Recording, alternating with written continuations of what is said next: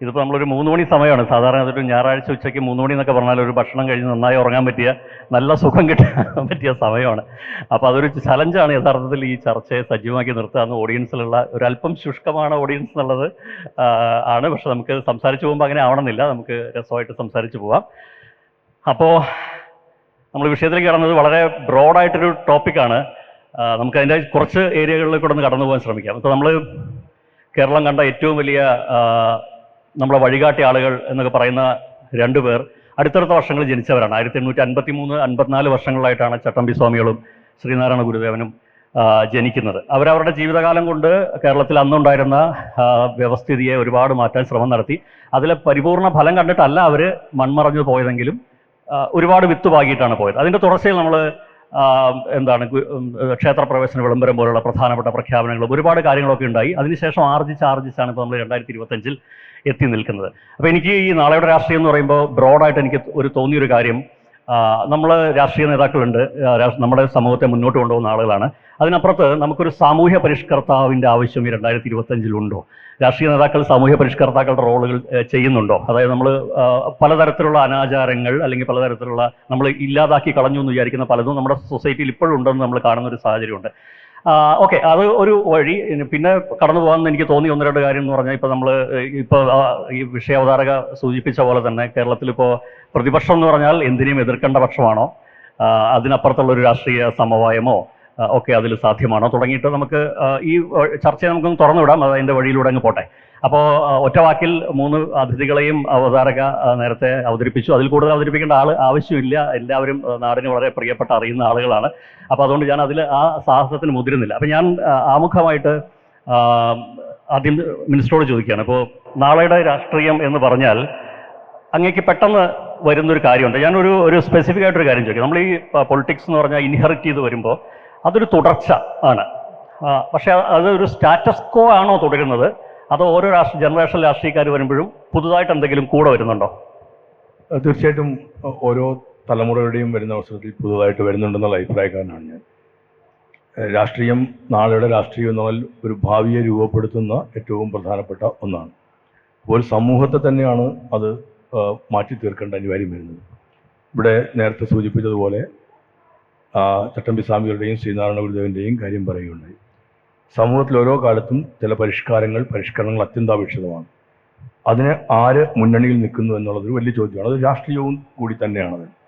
നമ്മൾ ഇന്ന് പറയുന്ന കക്ഷി രാഷ്ട്രീയത്തിൻ്റെ രീതിയിലല്ലെങ്കിലും അന്നൊരു രാഷ്ട്രീയമായ ഇടപെടൽ തന്നെയാണ് അയ്യങ്കാളിയായാലും ശ്രീനാരായണ ഗുരുദേവനായാലും ചട്ടമ്പി സ്വാമികളായാലും വാഗ്ഭടാനന്ദനും ഇങ്ങനെ നവോത്ഥാനത്തിൻ്റെ എല്ലാ വഴികളിലും നമ്മൾ കാണുന്നത് അത്തരമൊരു ഇടപെടലായിരുന്നു.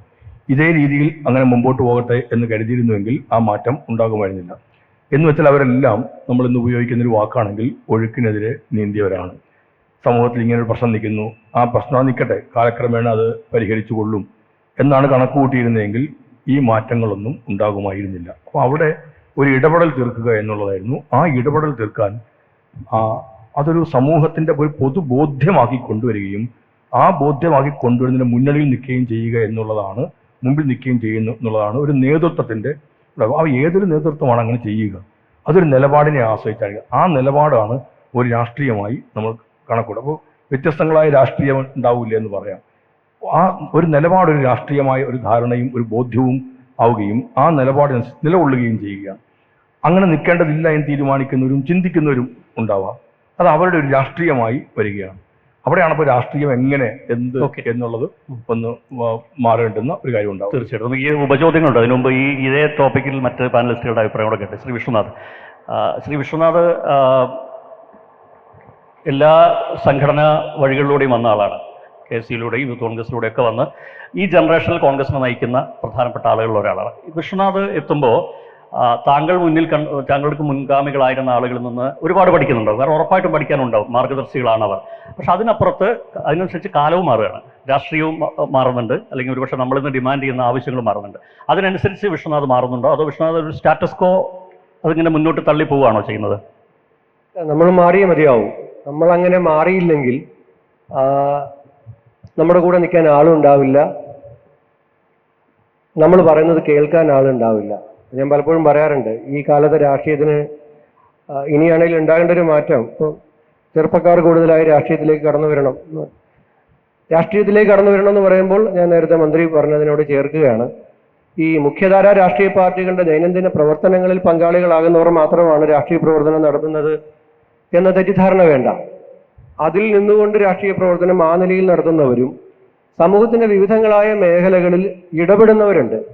അവരെല്ലാം നടത്തുന്നത് വേറെ തരത്തിലുള്ള രാഷ്ട്രീയ പ്രവർത്തനമാണ്. അപ്പൊ അങ്ങനെ ചെറുപ്പക്കാർ അവരവരുടെ മാധ്യമങ്ങളിൽ കൂടി ആ രാഷ്ട്രീയ പ്രവർത്തനം നടത്തുന്നുണ്ട് എന്ന് വിശ്വസിക്കുന്നവരാണ് ഞാൻ. എല്ലാ ചെറുപ്പക്കാരും സാമൂഹ്യ പ്രതിബദ്ധത ഇല്ലാത്തവരാണ്, നിലപാടുകളില്ലാത്തവരാണ് എന്നൊന്നുമുള്ള അഭിപ്രായത്തിനോടല്ല ഞാൻ ഒപ്പം നിൽക്കുന്നത്. പക്ഷേ മുഖ്യധാര രാഷ്ട്രീയ പാർട്ടികളോ സമൂഹത്തെ മുന്നിലേക്ക് നയിക്കാൻ പല രൂപത്തിൽ ഉത്തരവാദിത്തപ്പെട്ടവരോ മനസ്സിലാക്കേണ്ട ഒരു കാര്യം, എനിക്ക് തോന്നിയിട്ടുള്ളൊരു കാര്യമാണ്, ഈ ഫോർമാറ്റ് മാറിയിട്ടുണ്ട്. അയ്യപ്പദാസ് എന്നോട് ചോദിച്ച ചോദ്യത്തിന്റെ എനിക്ക് പറയാൻ കഴിയുന്ന ഒരു ചെറിയ ഉത്തരവാണ്. കാരണം നമ്മൾ ടെസ്റ്റിന്റെ ഫോർമാറ്റിൽ നമ്മൾ നിൽക്കുകയും നമ്മളെ കേൾക്കേണ്ട കുട്ടികൾ 2020 ഫോർമാറ്റിൽ പോവുകയും ചെയ്യുന്ന സമയത്ത് ചിലപ്പോൾ അവർ നമ്മളിലേക്ക് ആകർഷിക്കപ്പെട്ടു എന്ന് വരത്തില്ല. അപ്പോൾ സ്റ്റാറ്റസ് കോ എൻ്റെ മുൻഗാമി ഇപ്പോൾ AK ആന്റണിയും വയലാർ രവിയും ഉമ്മൻചാണ്ടിയും ഒക്കെ വിദ്യാർത്ഥി രാഷ്ട്രീയം കൈകാര്യം ചെയ്തിരുന്ന, യുവജന രാഷ്ട്രീയം കൈകാര്യം ചെയ്തിരുന്ന കാലമുണ്ട്. ആ കാലത്ത് നിന്ന് പ്രചോദനം എടുക്കാം. പക്ഷെ അവരന്ന് അഡ്രസ്സ് ചെയ്ത വിഷയങ്ങളല്ല ഇന്നൊരു യുവജന രാഷ്ട്രീയ നേതാവ് അല്ലെങ്കിൽ നിയമനിർമ്മാണ സഭയിൽ പ്രവർത്തിക്കുന്ന ഒരാളെന്ന നിലയിൽ നമ്മൾ നേരിടുന്നത്. അപ്പൊ ആ പ്രശ്നങ്ങൾ എന്താണെന്ന് മനസ്സിലാക്കിയിട്ട് അവരുടെ ഫോർമാറ്റിലേക്ക് കൂടി നമ്മുടെ രാഷ്ട്രീയത്തെ നമുക്ക് കൊണ്ടുവരാൻ കഴിയണം. അങ്ങനെ കഴിയാതെ പോകുമ്പോഴാണ് നമ്മളേക്ക് അവർ വരാതിരുന്നത്. അതിന് നമ്മൾ അവരെ കുറ്റപ്പെടുത്തുകയല്ല ചെയ്യേണ്ടത്. നമ്മൾ ആ രൂപത്തിൽ നമ്മൾ പരിവർത്തനപ്പെടുകയാണ് വേണ്ടത്. അവരുടെ ഭാഷയിൽ, അവർക്ക് മനസ്സിലാകുന്ന ഭാഷയിൽ നമ്മൾ സംസാരിക്കണം. നമ്മുടെ ഭാഷ ചിലപ്പോൾ അവർക്ക് ഉൾക്കൊള്ളാൻ കഴിയുമെന്ന് വരില്ല. അതിൻ്റെ അർത്ഥം അവർ രാഷ്ട്രീയ പ്രതിബദ്ധതയില്ലാത്തവരെന്നല്ല. നമ്മൾ അവരെ കൂടുതൽ മനസ്സിലാക്കാനും ഉൾക്കൊള്ളാനും ശ്രമിക്കുക. സമൂഹത്തിന്റെ മാറ്റത്തെ മനസ്സിലാക്കിക്കൊണ്ട് നമ്മുടെ പെരുമാറ്റത്തിലും നമ്മുടെ പ്രവർത്തനത്തിലും നമ്മുടെ ഭാഷയിലും ശരീരഭാഷയിലും അടക്കം മാറ്റം ഉണ്ടാക്കുക. ശ്രീധരനെ എങ്ങനെ സമീപിക്കുന്നത്? അതായത് ഒരു ജനറേഷൻ മാറുന്നു, അടുത്ത ജനറേഷൻ ലീഡേഴ്സ് വരുന്നു, ആ മുഖങ്ങൾ മാത്രമാണോ മാറുന്നത്? അതിനനുസരിച്ച് ആ കാലത്തിനനുസരിച്ചുള്ള മാറ്റം അവർ കൈകാര്യം ചെയ്യുന്ന രാഷ്ട്രീയ സമീപനത്തിലൊക്കെ ഉണ്ടോ?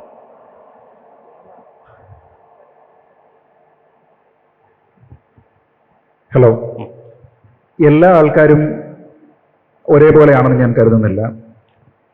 ഓരോ കാലഘട്ടത്തിനനുസരിച്ച് മാറ്റങ്ങൾക്ക് വേണ്ടി അതിനെ ചാമ്പ്യൻ ചെയ്യാൻ വേണ്ടി നിന്നിരുന്ന ആൾക്കാരുണ്ട്.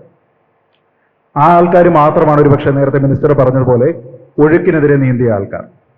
പക്ഷെ ബഹുഭൂരിപക്ഷം ആൾക്കാരും, അവരോടൊപ്പമുള്ളവരും അവരുടെ എതിർപക്ഷത്തുള്ള ആൾക്കാരും ഒഴുക്കിനൊപ്പം നീന്തിയ ആൾക്കാരാണ്. അതുകൊണ്ടാണ് നമ്മൾ ജനറേഷണൽ പൊളിറ്റിക്സ് നോക്കിയാൽ ഒരേ രീതിയിൽ തോളോട് തോൾ ചേർന്ന് നിൽക്കാൻ കഴിയുന്ന ആൾക്കാരുടെ എണ്ണം വിരളമാണ്. അതെന്തുകൊണ്ടാണെന്ന് വെച്ചാൽ അവരത്രത്തോളം ആയത്തോടുകൂടി ഒഴുക്കിനെതിരെ നീന്തിയ ആൾക്കാരും മറ്റു ബഹുഭൂരിപക്ഷം ആൾക്കാരും യാഥാസ്ഥിതികരായിരുന്നത് കൊണ്ടാണ്. അപ്പോൾ ഞാൻ കരുതുന്നത് ഇന്നത്തെ കാലത്തും അത് വ്യത്യസ്തമാണെന്ന് ഞാൻ കരുതുന്നില്ല. ബഹുഭൂരിപക്ഷം ആൾക്കാർ, ഇപ്പോൾ നമ്മൾ നിയമനിർമ്മാണ സഭയിലേക്ക് നോക്കിക്കഴിഞ്ഞാൽ ആ 140 ആൾക്കാരിലും ബഹുഭൂരിപക്ഷവും ഒഴുക്കിനൊപ്പം നീന്തുന്ന ആൾക്കാരാണ്. അപൂർവം ചിലർ മാത്രമാണ് ഒഴുക്കിനെതിരെ നീന്തുന്നത്. അതാരാണ് എന്നുള്ളത് ഈ വാർത്തകൾ കാണുന്ന, വാർത്തകൾ കേൾക്കുന്ന ആൾക്കാർക്ക് അറിയുകയും ചെയ്യാമെന്ന് ഞാൻ കരുതുന്നത്. അപ്പോൾ അയ്യപ്പദാസ് തന്നെ ഇൻട്രോയിൽ പറഞ്ഞ ഒരു വാക്കുണ്ട്, എനിക്കത് വലിയ ഇഷ്ടപ്പെട്ടു. താങ്കൾ പറഞ്ഞത് ഈ ഒരു കാലത്ത് ഒരു രാഷ്ട്രീയക്കാരൻ എന്നതിലുപരി ഒരു സാമൂഹ്യ പരിഷ്കർത്താവിനെ ആവശ്യമുണ്ടോ എന്ന് ചോദിച്ചു.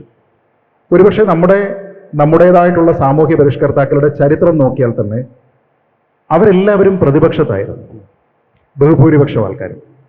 കാരണം അവരെല്ലാവരും ഈ പറഞ്ഞതുപോലെ ഒഴുക്കിനൊപ്പം നീന്തുന്ന ഒരു സമൂഹത്തിന്റെ ഭാഗവുമായിരുന്നു.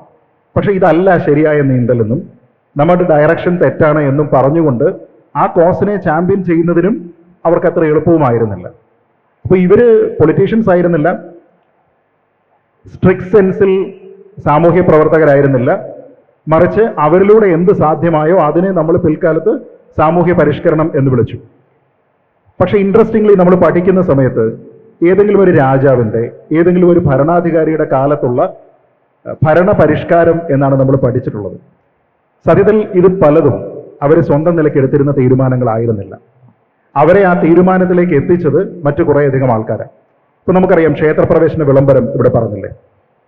ക്ഷേത്രപ്രവേശന വിളംബരം എന്ന് പറയുന്നത് തിരുവിതാംകൂർ കൊട്ടാരത്തിന്റെ ഒരു ബെനവലൻസ് ആണെന്ന് പറയുമ്പോഴും അതിന് ചരിത്രപരമായി നമ്മൾ പിന്നിലേക്ക് പോയി കഴിഞ്ഞാൽ അതുമായി ബന്ധപ്പെട്ട് നിരവധിയായിട്ടുള്ള പ്രക്ഷോഭങ്ങൾ, നിരവധി ഡിമാൻഡുകൾ ഇനി അപ്പർ കാസ്റ്റ് ലോവർ കാസ്റ്റ് വ്യത്യാസമുണ്ട് എങ്കിൽ തന്നെ അപ്പർ കാസ്റ്റിൽ നിന്നുള്ള വലിയൊരു വിഭാഗം ആൾക്കാർ അതിനെ പിന്തുണയ്ക്കുന്നു.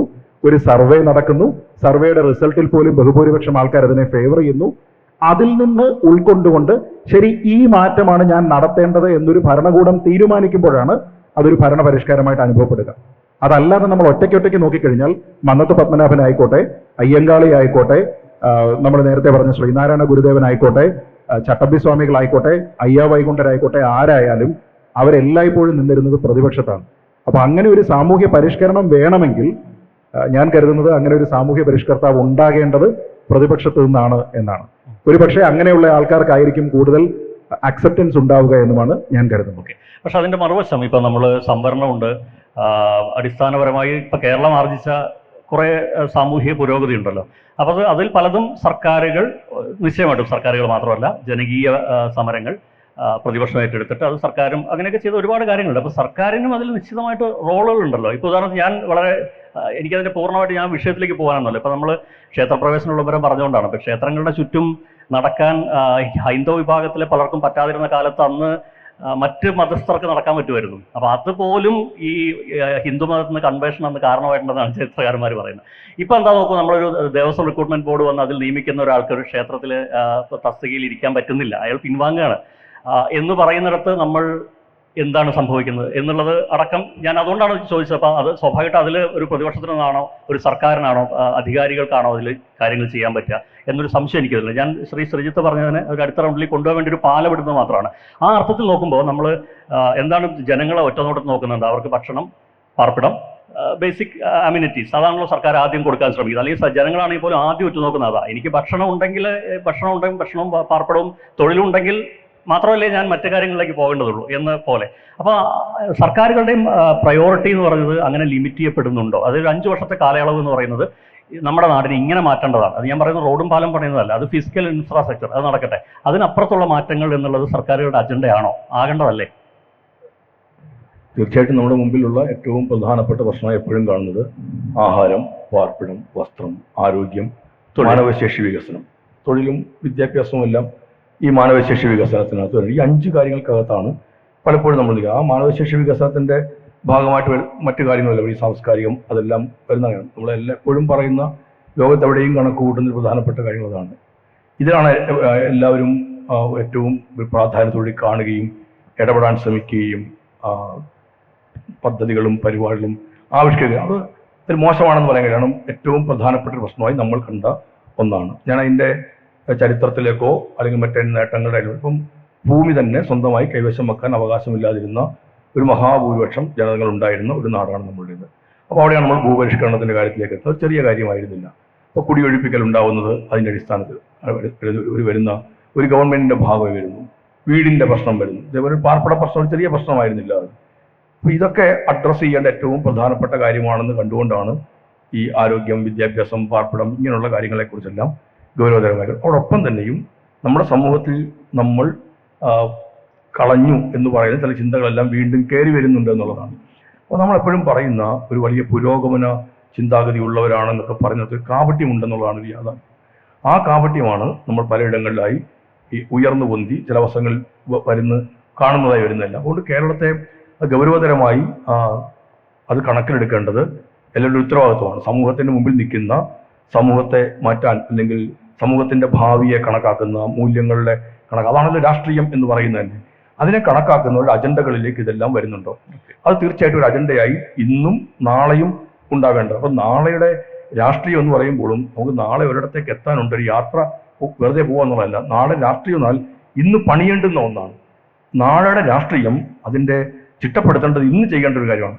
ഈ നാളെ എന്നോ സംഭവിക്കാൻ പോകുന്ന കാര്യമല്ല, ഇന്ന് ചിട്ടപ്പെടുത്തേണ്ടുന്ന, ഇന്ന് രൂപപ്പെടുത്തേണ്ടുന്ന ഒന്നിൻ്റെ പേരാണ് നാളെയുടെ.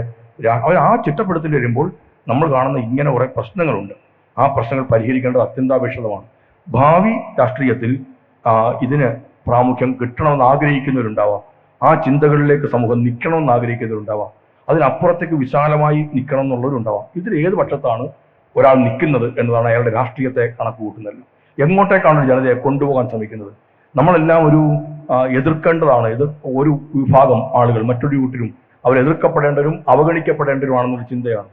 അതാണ് നമ്മളൊരു വേറൊരു വാക്ക്, ഒരു വെറുക്കപ്പെടേണ്ടവർ എന്ന് പറയുന്നത്. ആ വെറുക്കപ്പെടൽ എന്നതാണ് ഒരാളിനെ ഒരിടത്ത് കയറ്റാൻ പാടില്ല എന്നതിൽ പോലും നിന്നിരുന്നില്ല. അത് വേറെ ഓരോ കാലം വരുമ്പോൾ ഓരോ കാലം മാറുന്നുണ്ടാവാം. ഇന്നലകളിൽ പറഞ്ഞ വെറുക്കുന്നവരായിരിക്കില്ല ഇന്ന് വരുന്നത്. ഇത്തരം ഒരു രീതി ഒരു രാഷ്ട്രത്തിന്റെ അല്ലെങ്കിൽ ഒരു സമൂഹത്തിന്റെ മുന്നേറ്റത്തിന് ഉപകരിക്കുമോ, പുരോഗതിക്ക് ഉപകരിക്കുമോ? ഇത് നാളെയുടെ രാഷ്ട്രീയം ഇങ്ങനെ ആവാൻ പാടുണ്ടോ എന്ന് പറയും. അത് മാറണം എന്നുള്ള അഭിപ്രായക്കാരാണ് ഞാൻ. ഒരു കാര്യം കൂടി നമ്മളൊക്കെ എപ്പോഴും കാണുമ്പം എല്ലാവരും പറയുമ്പോഴുള്ളത്, നമുക്ക് നിലനിൽക്കുന്ന ഒരു രീതിയുണ്ട്. ആ നിലനിൽക്കുന്ന രീതി നമുക്ക് എപ്പോഴും നോക്കാം. അപ്പോൾ എല്ലാവരും കാണുന്നത് ഒരു രാഷ്ട്രീയ പാർട്ടി, രാഷ്ട്രീയ സംവിധാനം എന്ന് വെച്ചിട്ടാണ് നമ്മളെല്ലാം കണക്ക് കൂട്ടുന്നത്. രാഷ്ട്രീയം എന്ന് പറഞ്ഞാൽ അത് ഞങ്ങളുടെയൊക്കെ ഒരു ഇത് പോർട്ട്ഫോളിയോ ആയിട്ട് മാറുകയാണ്. രാഷ്ട്രീയ പാർട്ടികളുടെ മാത്രം പോർട്ട്ഫോളിയോ ആണോ? അല്ല. രാഷ്ട്രീയ പാർട്ടികളുടെ വരുമ്പോഴേക്ക് ഏറ്റവും അത് ചുരുങ്ങിപ്പോകുന്നതാണെന്ന് ചോദിച്ചാൽ ഒരു സംശയം വേണ്ട, ഒരു അധികാരത്തിന്റെ ഭാഗമായിട്ടാണ്.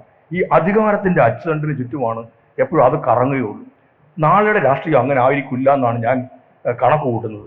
നാളെ രാഷ്ട്രീയത്തിന് അതിലൊരു മാറ്റം ഉണ്ടാവും. അധികാരത്തിന്റെ അച്ചുതണ്ടിന് ചുറ്റും കറങ്ങണം. അപ്പൊ അത് ഞങ്ങളെ തന്നെ രൂപപ്പെടുത്തുന്നുണ്ട്. ഞങ്ങളുടെ ഭാഷയിൽ, ഞങ്ങളുടെ നടപ്പിൽ, ഞങ്ങളുടെ ഇരിപ്പിൽ, ഞങ്ങളുടെ സംസാരത്തിൽ എല്ലാം ഉണ്ട്. അതുകൊണ്ടൊരു വേഷം പോയി. ഞാൻ ഇടയ്ക്ക് ഇങ്ങനെ പറയുമ്പോൾ ഇങ്ങനെ ആലോചിക്കുകയായിരുന്നു. വിഷ്ണുനാഥ് തന്നെ പറഞ്ഞപ്പോൾ ഒരു കാര്യം ചൂണ്ടിക്കാണിച്ചു. ഇപ്പം നേരത്തെ ഒരു രാഷ്ട്രീയം ഉണ്ടായിരുന്നു, ഞാൻ പറയുകയാണെ, കോൺഗ്രസ്സുകാർ ഇങ്ങനെ ആയിരിക്കണം, വെള്ളയും മാത്രമായിരിക്കണം, വേറെ ഒരു വസ്ത്രവർഗത്തിൽ. ഞാൻ റോബിനൊക്കെ ഇതിലുണ്ട്. റോബിനൊന്നും വെള്ളം മാറിയിട്ടേ ഇല്ല, വിഷ്ണുവൊക്കെ മാറിയിട്ടുണ്ട്. ഇവരുടെ നിങ്ങൾ നോക്കൂ, പുതിയ തലമുറയിലെ KS യൂത്ത് കോൺഗ്രസ് ചെറുപ്പക്കാരല്ല ഒന്നാം തരം ജീൻസ് ഒക്കെ ഇട്ടാണ്. ഒന്നാം തരം എനിക്ക് എൻ്റെ കമ്പനിയുടെ പേരെന്ന് പറഞ്ഞു. ഞാൻ പറഞ്ഞത് ഒരു ചേഞ്ചാണ്. എന്തുകൊണ്ട് ആ ചേഞ്ച് വരുന്നു? ഇന്നലെ അവർ കണ്ട ഒരു കൃത്യമായ ആ ചക്കിന് ചുറ്റും കിടന്ന് കറങ്ങുന്ന ഒരു രീതിയിൽ നിന്ന് മാറുകയും അവരുടേതായ എല്ലാവരും ഈ അടിച്ചമർത്തപ്പെട്ട് വെച്ചിരിക്കുകയാണ്.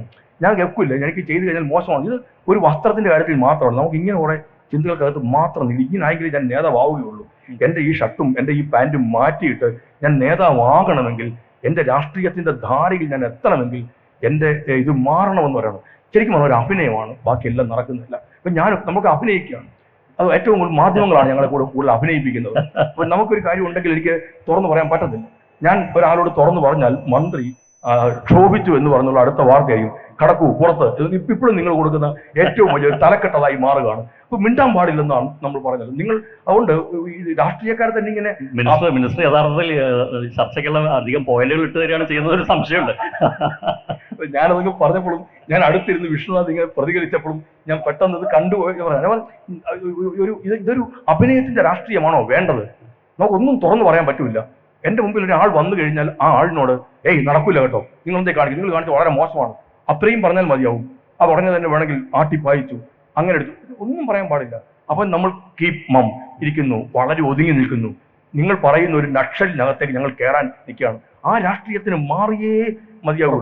എനിക്ക് എന്റെ അഭിപ്രായത്തെ തുറന്നു പറയാൻ കഴിയുന്ന ഒരു ഇടമുണ്ടോ എന്ന് നോക്കുകയാണ്. അതല്ല വേണ്ടത്. അപ്പോൾ സ്വാഭാവികമായിട്ടും ആ നമ്മൾ ഇന്ന് കാണുന്ന ഈ വ്യവസ്ഥാപിതമായി നടത്തുന്നതെല്ലാം നാളുകളിൽ മാറും എന്ന വിശ്വാസക്കാരനാണ്. തീർച്ചയായിട്ടും. ഇപ്പോൾ ഈ രണ്ടാമത്തെ റൗണ്ടിൽ എത്തുമ്പോഴേക്കും എനിക്ക് തോന്നിയൊരു കാര്യം ശ്രീ ഞാൻ ശ്രീ വിഷ്ണുവിലേക്ക് വരുന്നത്. പക്ഷേ എന്നാൽ താങ്കൾ ശ്രദ്ധിച്ചിട്ടുണ്ടോ, ഇപ്പോൾ ഇവർ പറഞ്ഞ പോലെ പുതിയ സൊസൈറ്റി, പുതിയ കുട്ടികൾ, അവരിലേക്കൊക്കെ കടന്നു കയറാനുള്ള കാര്യമായിട്ടുള്ള ശ്രമം രാഷ്ട്രീയ പ്രവർത്തകർ നടത്തുന്നത് നമ്മൾ കണ്ടു. ഇപ്പോൾ കഴിഞ്ഞ വർഷം ഏറ്റവും അധികം വാർത്തയിൽ നിന്ന രണ്ടിടങ്ങളാണ് വടകരയും പാലക്കാട്.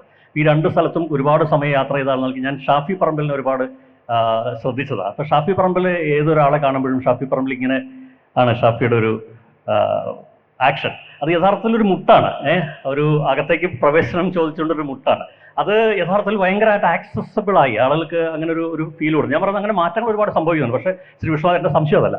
ഇപ്പോൾ ഈ പറഞ്ഞ പോലത്തെ ഒരു എന്താ പറയുക, നിങ്ങൾ പ്രകടന പത്രികയിൽ നമ്മൾ ദേശീയതലത്തിൽ വലിയ മത്സരമാണല്ലോ, കോൺഗ്രസ് ഇങ്ങനെ ചെയ്താൽ BJP അതിൻ്റെ കൂട്ടി കൊടുക്കും. അപ്പോൾ അതിലൊക്കെ വലിയ മാറ്റമുണ്ട്. കാരണം വെച്ചാൽ പണ്ടത്തെ പോലെയല്ല, നമ്മുടെ ആളുകൾക്ക് ഈ അതിദാരിദ്ര്യം എന്നുള്ളത് ഈ രാജ്യത്തുണ്ടോ എന്ന് നമുക്ക് വേണമെങ്കിൽ സംശയിക്കാം. കാരണം ആളുകളുടെ കയ്യിലേക്ക് ഡിസ്പോസിബിൾ ഇൻകം, കുറച്ച് പൈസ നേരിട്ട് കൊടുക്കുന്നതൊക്കെ ഇന്ത്യ പോലെ സൊസൈറ്റിയിൽ ഇപ്പോഴും പ്രധാനം തന്നെയാണ്. പക്ഷെ അപ്പോഴും ആ അജണ്ടയ്ക്ക് അപ്പുറത്ത് നിങ്ങൾക്കൊരു ഈ പറഞ്ഞ മാറ്റത്തിന്റെ മാനിഫെസ്റ്റോ നിങ്ങളുടെയൊക്കെ അജണ്ടയിലുണ്ടോ? ഞാൻ അതിലേക്ക് തന്നെ വരാം. ഈ ഐബാസ് പറഞ്ഞ ഞാൻ പല സ്ഥലത്തും കേട്ടിട്ടുള്ള കാര്യമാണ്. അതിനെ ഇവരെല്ലാം കളിയാക്കുന്നതും വിമർശിക്കുന്നതും ഫ്രീ ബീസ് എന്ന് പറഞ്ഞിട്ടാണ്. ഈ പൊളിറ്റിക്കൽ പാർട്ടീസ് ഇലക്ഷൻ ജയിക്കാൻ വേണ്ടിയിട്ട് ഫ്രീ ബീസ് കൊടുക്കുന്നു. അവര് ₹1 അരി കൊടുക്കാമെന്ന് പറയുന്നു, അവര് വൈദ്യുതി സൗജന്യമായിട്ട് കൊടുക്കാമെന്ന് പറയുന്നു, അവർ അക്കൗണ്ടിൽ പൈസ കൊടുക്കാമെന്ന് പറയുന്നു. അപ്പൊ ഞാൻ തന്നെ 2 സംസ്ഥാനങ്ങളിൽ ഇലക്ഷന്റെ ചാർജ് ഉണ്ടായിരുന്ന ആളാണ്, തെലങ്കാനയിലും കർണാടകത്തിലും. അവിടെ നമ്മളിത് കുറച്ച് കേട്ടതാണ്. അവിടെ നമ്മൾ 200 യൂണിറ്റ് വൈദ്യുതി സൗജന്യമായിട്ട് കൊടുത്തു. അവിടെ 10 കിലോ അരി റേഷൻ കാർഡിൽ ഓരോ ആൾക്കും സൗജന്യമായിട്ട് കൊടുത്തു. അവിടെ 500 രൂപയ്ക്ക് ഗ്യാസ് കൊടുത്തു, ബാക്കി സബ്സിഡി ആയിട്ട് കൊടുത്തു. പിന്നെ സ്ത്രീകൾക്ക് ഈ 2 സംസ്ഥാനങ്ങളിലും പൊതുഗതാഗതം സൗജന്യമാക്കി കൊടുത്തു. അപ്പൊ വലിയ ഈ ട്വിറ്ററിൽ എക്സിലൊക്കെ വലിയ വിമർശനമാണ്. ഈ പൊതുപണം ഇലക്ഷൻ ജയിക്കാൻ വേണ്ടിയിട്ട് ഫ്രീ ബീസ് ആയിട്ട് കൊടുക്കുന്നു പൊളിറ്റിക്കൽ പാർട്ടീസ്. ഞാൻ ചോദിക്കുന്നത്, നിങ്ങൾ 4 ലക്ഷം കോടിയും 5 ലക്ഷം കോടിയും രാജ്യത്തെ ശതകോടീശ്വരന്മാരുടെ ലോണുകൾ ഒരു ആലോചനയും ഇല്ലാതെ എഴുതി തള്ളുമ്പോൾ ഒരു വിമർശനവും വരുന്നില്ല. ഏത് ഗവൺമെന്റ് ആണെങ്കിലും ലക്ഷക്കണക്കിന് കോടി രൂപ ശതകോടീശ്വരന്മാരുടെ, അവരൊക്കെ വിദേശത്ത് പോയി 4ാമതും കല്യാണം കഴിച്ചിട്ട് സുഖമായിട്ട് അവിടെ ജീവിക്കുകയാണ്. ഒരു പ്രശ്നമില്ല, ക്രിക്കറ്റ് കളി കാണുകയാണ്. ഇവിടെ വരാൻ പറ്റുന്നില്ലെന്നുള്ളതേ ഉള്ളൂ. ഇവിടെ ഇതിനെല്ലാം കൂടെ ഞാനിപ്പോ തെലങ്കാനയിൽ പോലും ഞാൻ ഇന്നലെ അവിടെ ഉണ്ടായിരുന്നു. 40,000 കോടിയാണ് ആകെ ഇതിന്. അത് വലിയ സംഖ്യയാണ് ഒരു സ്റ്റേറ്റിന് സംബന്ധം. 23,000 കോടിയുടെ കാർഷികയുടെ എഴുത്തള്ളി, റൈത്ത് ഭരോസ ഒരു 7,000 കോടി, പിന്നെ ഈ സ്ത്രീകൾക്ക് യാത്രാ സൗജന്യം ഇതെല്ലാം കൂടെ കൊടുക്കുന്നു. ഞാൻ ചോദിക്കുന്നത്, IFS പറഞ്ഞു നമ്മുടെ രാജ്യത്ത് ഇത് വേണം. അതായത് നമുക്കിപ്പോൾ UPA പീരീഡിൽ നമ്മൾ ഈ റൈറ്റ് ബേസ്ഡ് ഡെവലപ്മെന്റ് കൊണ്ടുവന്നു. അതായത് ലേബർ റൈറ്റ് ആക്കി നരേഗ, ഫുഡ് സെക്യൂരിറ്റി റൈറ്റ് ആക്കി food security act, education right ആക്കി എഡ്യൂക്കേഷൻ ആക്ട്, അതുപോലെ പിന്നെ ഇൻഫർമേഷൻ റൈറ്റ് ആക്കി ഇൻഫർമേഷൻ ആക്ട്. അപ്പൊ ഇതിനകത്ത് ഇനി ഞാൻ മൊത്തത്തിൽ പറയുകയാണ്, നാളെയുടെ രാഷ്ട്രീയം എന്ന് തലക്കെട്ടിൽ ഈ ചർച്ച നടക്കുന്നതുകൊണ്ടാണ് റൈറ്റ് ടു ക്വാളിറ്റി ലൈഫ് എന്നുള്ളത് പൊളിറ്റിക്കൽ പാർട്ടി അജണ്ടയാക്കി വെച്ചുകൊണ്ട് തന്നെ പരിപാടികൾ കൊണ്ടുവരണം. പുറത്തൊക്കെ ഉണ്ട് റൈറ്റ് ടു ക്വാളിറ്റി ലൈഫ്. ഇപ്പം നമ്മൾ പറയുന്നു, ഇപ്പൊ കേരളത്തിൽ അതില്ലാത്തതുകൊണ്ടാണ്. ഡൽഹിയിൽ പൈസ കൊടുത്ത് ഓക്സിജൻ പാർലറുകൾ ആളുകൾ ഉപയോഗിക്കുകയാണ്. സാബ് മിനിസ്റ്റർക്ക് എൻവയോൺമെന്റൽ മൂവ്മെന്റിന്റെ ഭാഗമായിട്ട് നിന്ന ആളാണ്. റൈറ്റ് ടു എയർ എന്ന് പറയുന്നത്, ഗുഡ് എയർ, ശുദ്ധവായു നമ്മൾ മാനിഫെസ്റ്റോയിൽ കൊണ്ടുവരേണ്ട സമയമായിരിക്കുകയാണ്. കേരളത്തിൽ പോലും ഒരുപാട് പ്രോഗ്രസീവ് ആയിട്ടുള്ള ലെജിസ്ലേഷൻസ് കൊണ്ടുവന്നിട്ടുള്ള ഒരു സ്ഥലത്ത് പോലും നമുക്കിപ്പോ എല്ലാവർക്കും ശുദ്ധജലം കൊടുക്കാൻ പറ്റുന്നുണ്ടോ? റൈറ്റ് ടു ക്വാളിറ്റി വാട്ടർ ഒരു ഇഷ്യൂ ആണ്. റൈറ്റ് ടു ഹെൽത്ത് ഇപ്പോഴും നമുക്ക് പറ്റിയിട്ടില്ല. അല്ല, എന്റെ സംശയമല്ല ശ്രീകൃഷ്ണ, ഞാൻ പറഞ്ഞത് ഈ ഇന്ത്യ പോലൊരു രാജ്യത്ത് ഇപ്പോഴും ഈ ഫ്രീ ബൈസിന് ഒരുപാട് അതിന്റെ പ്രസക്തമാണ്. എന്റെ സംശയം അതല്ല. അതായത് ഒരു ഇലക്ഷനെയോ അല്ലെങ്കിൽ ഒരു 5 വർഷത്തെ പ്ലാനെയോ കണക്കിലെടുക്കുമ്പോൾ ഇപ്പോഴും നമ്മുടെ മുഖ്യധാര രാഷ്ട്രീയ പാർട്ടികൾ ആ പ്രയോറിറ്റികളെ മാത്രമാണ് അഡ്രസ്സ് ചെയ്യുന്നത്. അതിനപ്പുറത്ത് നിർവഹിക്കേണ്ട ഒരു സാമൂഹ്യ ദൗത്യത്തെക്കുറിച്ച് ഓർക്കുന്നുണ്ടോ? അത് നിങ്ങളുടെ മാനിഫെസ്റ്റോയിൽ ഉണ്ടോ എന്നാണ് ഒരു ചോദ്യം. അല്ല, ഇതൊരു ഞാൻ ചോദിക്കുന്നത്, ഒരാൾക്കൊരു നമ്മുടെ മുമ്പിൽ നിൽക്കുന്ന ഒരു ഗാന്ധിജി പറയുമല്ലോ, ഏറ്റവും സാധാരണക്കാരനെ കാണണമെന്ന് മുമ്പിൽ. നമ്മുടെ മുമ്പിൽ നിൽക്കുന്ന സാധാരണക്കാരന് എല്ലാവർക്കും ശുദ്ധജലം ലഭ്യമാക്കുക, അവന് പിന്നെ ആരോഗ്യ സുരക്ഷ, പണം ഇല്ലാത്തതിന്റെ പേരിൽ ചികിത്സ നിഷേധിക്കപ്പെടാതിരിക്കുന്ന സാഹചര്യം ഒഴിവാക്കുക. ഇപ്പൊ രാജസ്ഥാൻ ഗവൺമെന്റ് ആണ് ആകെ ഇന്ത്യയിൽ പാസ്സാക്കിയിരിക്കുന്നത്, പ്രോപ്പറായിട്ട് ഇംപ്ലിമെന്റ് ചെയ്തിട്ടില്ല ഇപ്പോഴും, right to minimum wages guarantee act. അപ്പം അത് വന്നാൽ, അതുണ്ടായിരുന്നെങ്കിൽ, ഞാൻ പറയട്ടെ, അതുണ്ടായിരുന്നെങ്കിൽ നമുക്ക് പിന്നെ 232 രൂപ ഉയർത്തണമെന്ന് പറഞ്ഞിട്ട് സമരം പോലും ചെയ്യേണ്ടി വരത്തില്ല. കാരണം എന്താ, right to minimum wages act ഉണ്ട്. അപ്പൊ ഞാൻ പറഞ്ഞത്, നിങ്ങൾ അയ്യപ്പദാസ് പറയുന്ന സാമൂഹികമായ മറ്റാവശ്യങ്ങളെ പരിഗണിക്കണമെന്ന് പറയുമ്പോൾ ആ സാമൂഹികമായ മറ്റാവശ്യങ്ങളിൽ 1, 2, 3, 4 വരേണ്ടത് തന്നെയാണ് ഇതാണ്. അപ്പൊ ഇതിനെ അഡ്രസ് ചെയ്യുന്നതിനെ വിമർശിക്കപ്പെടാൻ എന്റെ ഒരു പ്രതിഷേധമോ എന്റെ ഒരു അഭിപ്രായമോ ആണ് ഞാൻ രേഖപ്പെടുത്തി. ഇത് പോരാ എന്നുള്ളതാണ്. ഇതിനും അപ്പുറത്തേക്ക് കടന്ന് ഈ അയ്യപ്പദാസ് പറഞ്ഞ മറ്റു വിദേശ രാജ്യങ്ങളിലൊക്കെ ഉണ്ടെന്ന് പറയുന്നത്. അപ്പൊ നമ്മുടെ കുഴപ്പമല്ല. ഒരു രാജ്യം സാമ്രാജ്യത്വ ചൂഷണത്തിന് ശേഷം പൂർണ്ണമായും ദാരിദ്ര്യവൽക്കരിച്ചതിന് ശേഷം രാജ്യത്തിന് പ്രയോറിറ്റീസ് ഉണ്ട്. ആ പ്രയോറിറ്റി 1, 2, 3, 4 പറഞ്ഞ് എടുത്തെടുത്ത് വരികയാണ്. അപ്പൊ അതിൽ നാളെയുടെ രാഷ്ട്രീയം ഇന്നിവിടെ നമ്മൾ ഹോർത്തൂസിൽ ഡിസ്കസ് ചെയ്യുമ്പോൾ റൈറ്റ് ടു ക്വാളിറ്റി ലൈഫ് എന്നുള്ളത് ഏറ്റവും പ്രധാനപ്പെട്ട ഒരു രാഷ്ട്രീയ ചർച്ചയാകണം എന്നുള്ളതാണ് എൻ്റെ അഭിപ്രായം. തീർച്ചയായിട്ടും അതിലേക്ക് വരുമ്പോൾ ശ്രീ നമ്മൾ ഇപ്പോൾ ഒന്നാമത്തെ UPA സർക്കാരിന്റെ ഏറ്റവും പ്രധാനപ്പെട്ട നേട്ടങ്ങൾ ഒന്നായിരുന്നു റൈറ്റ് ടു ഇൻഫർമേഷൻ ആക്ട്. അതെങ്ങനെ ഉരുത്തിരിഞ്ഞു നമുക്കറിയാം. ഒരുപാട് പേർ, ഇപ്പോൾ അരുണ റോയെ പോലുള്ള ആളുകളൊക്കെയാണ് അതിൻ്റെ ആദ്യം നിന്നത്. യഥാർത്ഥത്തിൽ ഇന്ന് റൈറ്റ് ടു ഇൻഫർമേഷൻ ആക്ട് എന്താണ്? അത് എത്രത്തോളം ആ വിഭാവന ചെയ്ത് നമ്മൾ മുന്നോട്ട് പോകുന്തോറും അത് കുറെ കൂടെ പോളിഷ്ഡ് ആവുകയും അതിൻ്റെ കൂടുതൽ ഗുണം കിട്ടുകയാണ് വേണ്ടത്. പക്ഷേ നമ്മുടെ രാജ്യത്ത് അതാണോ അവസ്ഥ? ഞാൻ ചോദിക്കുന്നത് അപ്പോൾ അതുകൊണ്ട് അത്തരം ഇന്നവേറ്റീവായിട്ടുള്ള ആശയങ്ങളിലേക്ക് ഓരോ രാജ്യത്തിനും കടക്കാൻ ഓരോ സമയമുണ്ട്. ഈ പറഞ്ഞ പോലെ നമ്മൾ എല്ലാവരുടെയും പ്രയോറിറ്റി എന്ന് പറയുന്നത് റോട്ടി മക്കാൻ എന്ന് പറയുന്നത് തന്നെയാണല്ലോ. അതിനുശേഷം നമ്മൾ ഇത് കംഫർട്ടിൽ വേണമെങ്കിൽ കൂട്ടാം എന്ന് കരുതാം. പക്ഷെ അതൊക്കെ നടപ്പായ ശേഷവും ഒരു പതിറ്റാണ്ടല്ല, അതിനപ്പുറത്താണ് ഇരിക്കുന്നത്. അതുകൊണ്ടാണ് ചോദിക്കുന്നത്, അത്തരം കാര്യങ്ങൾ നമ്മുടെ രാഷ്ട്രീയ പ്രസ്ഥാനങ്ങളുടെ ആർജവം എന്താണ്? ആർജവമില്ല എന്നുള്ളതാണ് ഒറ്റയടിക്കുള്ള മറുപടി. കാരണം 2006 RTI ആക്ട് വരുന്നത്. ഈ RTI ആക്ടിനെ അതിൻ്റെ എല്ലാ സാധ്യതകളും ഉപയോഗിച്ചിട്ട് ഗവേഷണം നടത്തിയ ഒരാളെ കൂടിയാണ് ഞാൻ. 2015-16 കാലഘട്ടത്തിൽ തെഹൽക്ക മാഗസിൻ ഇന്ത്യയിലുള്ള ഏറ്റവും ശ്രദ്ധേയമായ, ഏറ്റവും ലബോറിയസ് ആയിട്ടുള്ള 10 RTI ഫൈറ്റ് ക്യാമ്പയിൻസ് എന്നതിൽ സെലക്ട് ചെയ്ത ഒന്ന് എൻ്റെ ഫൈറ്റാണ്. ഞാനും എൻ്റെ സുഹൃത്തുക്കളും കൂടി ചെയ്യുന്നത്. അപ്പം അതുകൊണ്ട് മൻമോഹൻ സിംഗ് സർക്കാരിൻ്റെ അല്ലെങ്കിൽ UPA സർക്കാരിൻ്റെ ഏറ്റവും ജനോപകാരപ്രദമായിട്ടുള്ള ട്രാൻസ്പെറൻസി ഉണ്ടാക്കുന്ന ഏറ്റവും പ്രധാനപ്പെട്ട ഒരു നയം എന്ന രീതിയിൽ അങ്ങേയറ്റം ബഹുമാനമാണ് RTI ആക്ടിനോടുള്ളത്. പക്ഷേ എങ്കിൽ പോലും അതിൽ കുറേയധികം മാറ്റങ്ങൾ ഉണ്ടാകേണ്ടതാണ്. കാരണം സ്റ്റേറ്റ് തീരുമാനിച്ചാൽ ചില കാര്യങ്ങൾ ഇപ്പോഴും സൂര്യപ്രകാശം കാണാതെ നിൽക്കാനുള്ള ഒരു സാധ്യതയുണ്ട് എന്നൊരു കാര്യം അതിലുണ്ടായിരുന്നു. പക്ഷെ പിന്നീട് നമ്മൾ വരുന്ന സമയത്ത് ആ ആക്ട് പോലും ഡൈല്യൂട്ട് ആയി പോകുന്നത് നമ്മൾ കാണുന്നുണ്ട്. ഇപ്പോൾ വിവരം എന്ന് പറയുന്നത് ഒരു അവകാശമായിരിക്കുക എന്നത് പ്രഖ്യാപനത്തിൽ മാത്രം ഒതുങ്ങുകയും മറിച്ച് ഇംപ്ലിമെന്റേഷൻ ലെവലിലേക്ക് വരുന്ന സമയത്ത് അത് ഇല്ലാതിരിക്കുകയും ചെയ്യുന്ന ഒരു സാഹചര്യം ഒന്ന്.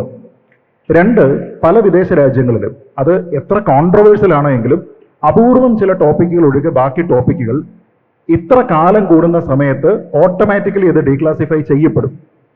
അതായത് ഇത്ര ലെവൽ ഓഫ് സീക്രസി ആണ് ടോപ്പ് സീക്രട്ട് എന്നാണ് നിങ്ങൾ അസൈൻ ചെയ്യുന്നത് എങ്കിൽ ഇത്ര വർഷം, സീക്രട്ട് ആണെങ്കിൽ ഇത്ര വർഷം, കോൺഫിഡൻഷ്യൽ ആണെങ്കിൽ ഇത്ര വർഷം, ഇങ്ങനെയുണ്ട്. ഇനി ഇതിൽ നിന്ന് എക്സെപ്ഷൻസ് കിട്ടുന്നത് വളരെ കുറച്ചാണ്.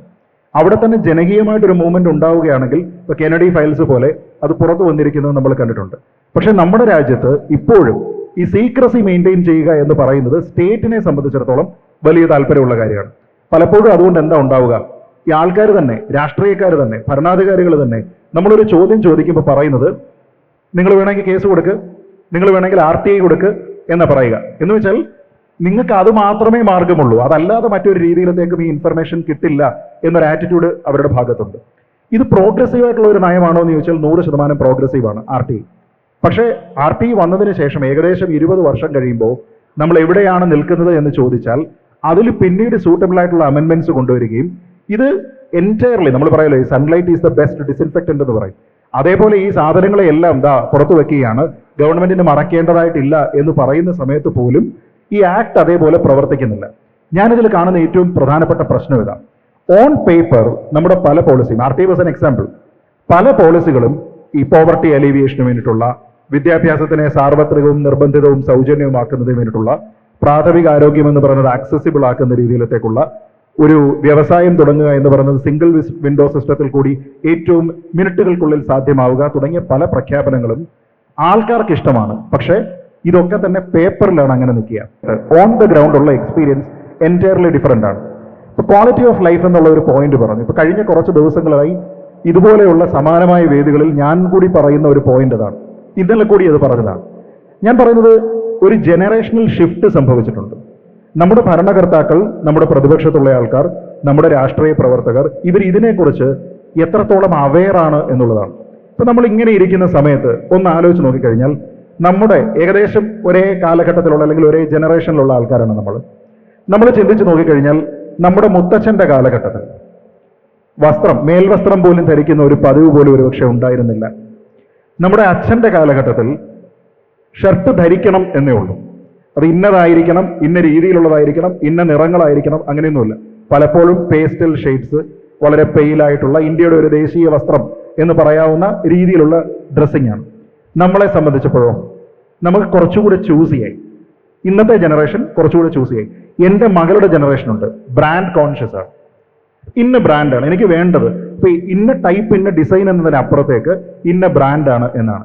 അപ്പൊ നമ്മൾ ആ ജനറേഷന് വേണ്ടിയിട്ടാണ് ഇന്ന് പോളിസി ഉണ്ടാക്കുന്നത്. നേരത്തെ പറഞ്ഞില്ലേ, നാളത്തെ ഭാരതം, നാളത്തെ രാഷ്ട്രീയം എന്ന് പറയുന്നത് ഇന്ന് നമ്മൾ എന്തുണ്ടാക്കുന്നോ അതാണ്. ഞാൻ പറയുന്നത് നമ്മളുടെ പുതിയ തലമുറ ആസ്പിറേഷനിലാകുമ്പോൾ അവരുടെ ഷൂസിൽ ഇട്ട് നിന്നുകൊണ്ട് അവർക്ക് വേണ്ടി ചിന്തിക്കാൻ നമുക്ക് സാധിക്കുന്നുണ്ടോ? ഒരു പക്ഷേ നമ്മുടെ കൊല്ലം ഭാഗത്ത് ഒരു ബൈപ്പാസ് വന്നില്ലേ, 35-40 വർഷത്തെ എഫേർട്ടിന് ശേഷം വന്നു. അത് വന്ന സമയത്ത് എന്തായി? നമ്മുടെ ഇന്നത്തെ ലെവൽ ഓഫ് ട്രാഫിക്കിനെ കണ്ടെയ്ൻ ചെയ്യാനായിട്ട് അല്ലെങ്കിൽ അതിനെ ഹാൻഡിൽ ചെയ്യാനായിട്ട് പറ്റുമോ? ഇന്നുള്ള ആൾക്കാർ ആസ്പയർ ചെയ്യുന്ന വേഗം, ഇനി നിങ്ങൾ ഏതെങ്കിലും ഒരു ഭാഗത്ത് വലിയ സ്പീഡിൽ വാഹനങ്ങൾ പോകാൻ കഴിഞ്ഞാൽ പിന്നത് വന്നിറങ്ങുന്നത് ഒരു കുപ്പിക്കഴുത്തിലേക്കല്ലേ, തുടങ്ങിയ കുറേ കാര്യങ്ങളുണ്ട്. അപ്പൊ ഞാൻ പറയുന്നത് നമ്മൾ എത്രത്തോളം ആസ്പിറേഷനിലാണ് എന്നുള്ളത് നമുക്ക് എന്ത് സാധ്യമാകും എന്നതിനപ്പുറത്തേക്ക് നമ്മുടെ അടുത്ത ജനറേഷൻ എന്ത് സാധ്യമാകും എന്നതാണ്. എനിക്ക് തോന്നുന്നത് ഒരു പക്ഷേ നമ്മുടെ രാഷ്ട്രീയ പ്രവർത്തകർ അവർ തമ്മിലുള്ള ഒരു സംവാദം എന്നതിനപ്പുറത്തേക്ക് കൂടുതലും വിദ്യാലയങ്ങളിലേക്ക് പോവുക, യുവാക്കളെ കാണുക, അവരോട് സംവദിക്കുക. നമ്മൾ പലപ്പോഴും പല എന്റർടൈൻമെന്റ് ബേസ്ഡ് ആയിട്ടുള്ള യൂട്യൂബ് ചാനലുകൾ ചില ഷോർട്സ് ഒക്കെ ചെയ്യും. ആ ഷോർട്സിലൊക്കെ കാണാം നമ്മുടെ ഈ മന്ത്രിസഭയിലുള്ള മന്ത്രിമാരുടെ ചിത്രങ്ങൾ കൊണ്ടുപോയി യുവാക്കളായിട്ടുള്ള ആൾക്കാർ ഒരു 15 to 20 years പ്രായത്തിലുള്ള ആൾക്കാരുടെ അടുത്ത് കാണിച്ചിട്ട് ചോദിക്കും ഇതാരാണ് എന്ന് ചോദിക്കും. പല ആൾക്കാരും പറഞ്ഞ അയ്യോ എൻ്റെ നാക്കിന്റെ തുമ്പത്തിരിക്കുന്നല്ലോ എന്നാ പറയുക. വിദ്യാഭ്യാസ മന്ത്രി ആരാണെന്ന് ഐഡന്റിഫൈ ചെയ്യാനായിട്ട് കുട്ടികൾക്ക് സാധിക്കാതെ വരുന്ന ഒരു സാഹചര്യമുണ്ട്. അപ്പൊ ഞാൻ പറയുന്നത് അവരുടെ ചിന്ത വേറെയാണ്. അവർക്ക് അവരെ സംബന്ധിച്ചിടത്തോളം ക്ലാരിറ്റി ഉള്ള ചില വിഷയങ്ങളുണ്ട്. രാഷ്ട്രീയം എന്നത് അതിലുണ്ടെന്ന് ഞാൻ കരുതുന്നില്ല. ഇവിടെ നിന്നുകൊണ്ട് നമ്മുടെ ഭാവിയെ കരുപിടിപ്പിക്കുന്ന, പോളിസി മേക്കിങ്ങിന് സഹായിക്കുന്ന, നമുക്ക് ഇവിടെ തന്നെ ബെറ്റർ ഇൻഫ്രാസ്ട്രക്ചർ ഉണ്ടാക്കണമെന്ന് കരുതുന്ന, നമുക്കൊരു എഡ്യൂക്കേഷണൽ ഇക്കോസിസ്റ്റം ഇവിടെ ഉണ്ടാക്കണമെന്ന് കരുതുന്ന കുട്ടികളുടെ എണ്ണം താരതമ്യേന കുറവാണ്, വളരെയധികം. അവരെ സംബന്ധിച്ചിടത്തോളം അവർക്ക് അവരുടെ കരിയർ പാത്തിനെ കുറിച്ച് കൃത്യമായ ധാരണയുണ്ട്. നമ്മൾ ഏതെങ്കിലും ഒരു അത്തരത്തിലുള്ള ഒരു സെഷൻ ഉണ്ടെങ്കിൽ കുട്ടികളോട് സംസാരിച്ച് നോക്കൂ. ഏത് സ്ട്രീം അവർ ചൂസ് ചെയ്താലും എൻ്റെ എഡ്യൂക്കേഷൻ സ്റ്റേറ്റിൽ നിന്ന് എനിക്ക് ഇത്രത്തോളം സാധ്യമാകും, ഹയർ എഡ്യൂക്കേഷൻ ഞാൻ ഉദ്ദേശിക്കുന്നത് ഇന്നതാണ്, അതിനുശേഷം ഞാൻ മൈഗ്രേറ്റ് ചെയ്യാൻ ആഗ്രഹിക്കുന്നു, ഇന്ന ജോലിക്കാണ് ഞാൻ പോകുന്നത് എന്ന് ക്ലിയർ കരിയർ പാത്ത് ഉണ്ട്. അവർക്ക് മറ്റ് ഇൻട്രസ്റ്റ് ഉള്ള ഏരിയാസ് എന്തൊക്കെയാണ്? Entertainment, music. ഒരുപക്ഷെ നമ്മുടെ ജനറേഷനിലുള്ള ആൾക്കാർക്ക് ഇങ്ങനെ ഒരു റാപ്പർ മലയാളത്തിലുണ്ടോ എന്നിപ്പോഴും ചില പേരുകൾ കേൾക്കുന്ന സമയത്ത് ഇവർ ഏതെങ്കിലും ഒരു കടയുടെ ഉദ്ഘാടനത്തിനോ ഒരു പബ്ലിക് കോൺസേർട്ടിനോ വരുന്ന സമയത്ത് 10,000-കണക്കിന് യുവാക്കൾ അവിടെ വരിക. അപ്പൊ ഇവരുടെ ടേസ്റ്റ് എന്ന് പറയുന്നത് ഇത്തരത്തിലുള്ള മ്യൂസിക്, എന്റർടൈൻമെന്റ്, ടെക്നോളജി, ഗാഡ്ജറ്റ്സ്, ഇങ്ങനെയുള്ള കുറെ കാര്യങ്ങളിലും അവരുടെ കരിയർ സ്ട്രീമിലുമാണ്. ഇവിടേക്ക് നിന്ന് ഇവിടുത്തെ ഒരു ഭാവി രാഷ്ട്രീയം കരുപിടിപ്പിച്ച് ഇവിടെ ഇതിനെ ബെറ്റർ ആക്കാമെന്ന ചിന്തയുള്ള ആൾക്കാരുടെ എണ്ണം വളരെ കുറവാണ്. കാരണം ക്വാളിറ്റി ഓഫ് ലൈഫാണ്. കാരണം ഇവരെ ചിന്തിക്കുക, ഞാൻ ഇത്രത്തോളം ടാക്സ് ഇവിടെ കൊടുക്കുന്നുണ്ട്, എൻ്റെ 30% ടാക്സ് ഞാൻ ഇവിടെ കൊടുക്കുന്നു, പക്ഷെ മറ്റൊരു സ്ഥലത്ത് പോയി കഴിഞ്ഞാൽ ഒരു ടാക്സ് പേയിങ് സിറ്റിസന് സ്റ്റേറ്റ് കൊടുക്കുന്ന കുറച്ച് റിവാർഡ്സ് ഉണ്ട്. അതുപോലും ഇല്ലാത്തൊരു സമൂഹത്തിൽ നിൽക്കുമ്പോൾ ഇന്ന് നമ്മുടെ ഗ്ലോബലൈസേഷൻ കൊണ്ട് കൂടുതൽ ഈ വിവരത്തിന്റെ വിസ്ഫോടനം കൊണ്ട് ഒക്കെ തന്നെ ഏത് സ്ഥലത്ത് പോയി സെറ്റിൽ ചെയ്താൽ എൻ്റെ ഇൻകത്തിനെ എനിക്ക് സുഖസൗകര്യങ്ങളായിട്ട് എൻ്റെ കംഫർട്ടായിട്ട് മാക്സിമൈസ് ചെയ്യാം എന്ന് അവർക്ക് പ്രത്യേകിച്ച് പറഞ്ഞു കൊടുക്കേണ്ടതില്ല. ഞാൻ പറയുന്നത് അവരുടെ ആസ്പിറേഷനെ നമുക്ക് മീറ്റ് ചെയ്യാൻ കഴിയുന്ന സമയത്താണ് റൊട്ടി, കപ്ഡ, മക്കാൻ, ഹെൽത്ത് എന്നതിനപ്പുറത്തേക്ക് നമ്മുടെ പൊളിറ്റിക്സ്